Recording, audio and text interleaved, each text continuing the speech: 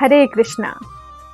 गोपाष्टमी कृष्ण की नित्य शाश्वत लीलाओं में एक बहुत ही आनंदमय तथा महत्वपूर्ण लीला है।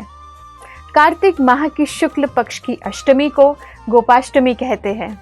इस दिन नंद महाराज ने कृष्ण और बलराम को पहली बार वन में गायों को चराने भेजा था। कृष्णा अब कुमार अवस्था से पौगंड अवस्था में प्रवेश कर चुके थे। अभी तक भगवान बछड़ों को चराते थे, किंतु आज के दिन से वे गायों का पालन करने में सक्षम हुए थे। इस लीला में भाग लेने हेतु श्रीमती राधा रानी ने भी सखा रूप धारण किया था। इस दिन गो पूजा कर उनको चारा खिलाकर लोग भोजन कराते हैं। प्रथानुसार कार्तिक शुक्ल अष्टमी को प्रातःकाल लोग गायों को स्नान कराकर गंध पुष्प आदि से उनका पूजन करते हैं और अनेक प्रकार के वस्त्रों से अलंकृत करके ग्वालों का भी पूजन करते हैं। गायों को चारा देकर उनकी परिक्रमा करके थोड़ी दूर तक उनके पीछे पीछे चलते हैं। फिर सायंकाल जब गाय चरकर वापस आए, जिसे गोधूली मुहूर्त कहते हैं, उस समय भी उनका आतिथ्य, अभिवादन और पंचोपचार पूजन किया जाता है। इसके बाद उनकी चरण रज को मस्तक पर धारण कर प्रार्थना करते हैं। इस दिन गौशालाओं को दान दिया जाता है। श्रीमद् भागवतम में वर्णन आता है कि छठे वर्ष के प्रारंभ में भगवान गायों को आगे रखते हुए नंगे पैर चलते थे। उनका चरण चिन्ह पूरी तरह से विकसित नहीं हुआ था।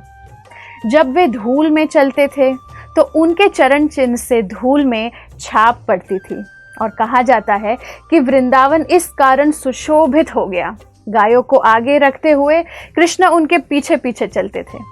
जब वे आगे चलती थी तो उनके चरण धूलि कृष्ण पर आती थी और इससे कृष्ण बहुत प्रसन्न होते थे। कहा गया है कि नंद महाराज के पास 9 लाख गायें थी और कृष्णा उन सबको नामों से परिचित थे। यह सारी गाय अपने शारीरिक वर्ण से पहचानी जाती थी। अचानक यदि कोई गाय झुंड से अलग होकर कहीं खो जाए तो कृष्णा उनका नाम लेकर उन्हें वापस बुला लेते थे। कृष्णा के इसी स्नेह के कारण उनका नाम गोपाल या गोविंद है। कृष्ण को गो माता से अत्यधिक प्रेम है। वे स्वयं गो रज का तिलक अपने माथे पर लगाते हैं। भगवद गीता के 18वें अध्याय के 44वें श्लोक में भगवान गो रक्षा का उल्लेख करते हैं। वे अपने शब्दों और अपनी लीलाओं से गो सेवा की स्तुति सबके समक्ष प्रस्तुत करते हैं। इस प्रकार कृष्ण और बलराम गो रक्षा तथा गो कृषि के प्रतीक है। हमारी वैदिक संस्कृति में गाय कोई साधारण जानवर नहीं है। उनको तो मां का स्थान दिया गया है। कहा जाता है कि गाय के दूध द्वारा हमारी बुद्धि सुदृढ़ होती है, जिससे हम शास्त्रों का विश्लेषण कर सकते हैं। शास्त्रों में बताया गया है कि गाय माता के शरीर में 33 कोटि देवी देवता विद्यमान है। गाय हमारी समृद्धि का प्रतीक है। गोपाष्टमी के पर्व का मुख्य उद्देश्य है गो संवर्धन। गो रक्षा का एक महत्वपूर्ण पक्ष है कि हमें प्रयास करना चाहिए कि गायों को निरंतर प्रेम और देखभाल का वातावरण मिले। जहाँ गो सेवा होती है वहाँ हरि की असीम कृपा होती है। हम गाय के आशीर्वाद पर पूर्णतः निर्भर है, इसलिए हमें गो माता की सेवा करनी चाहिए। गायों की समृद्धि तथा सृजन यही समाज के आध्यात्मिक प्रगति का मापदंड है।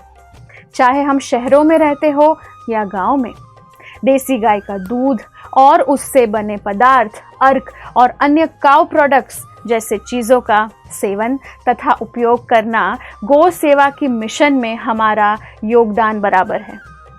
इससे देश की अर्थव्यवस्था और पृथ्वी की संधारणीयता में हम एक महत्वपूर्ण भूमिका निभा सकते हैं।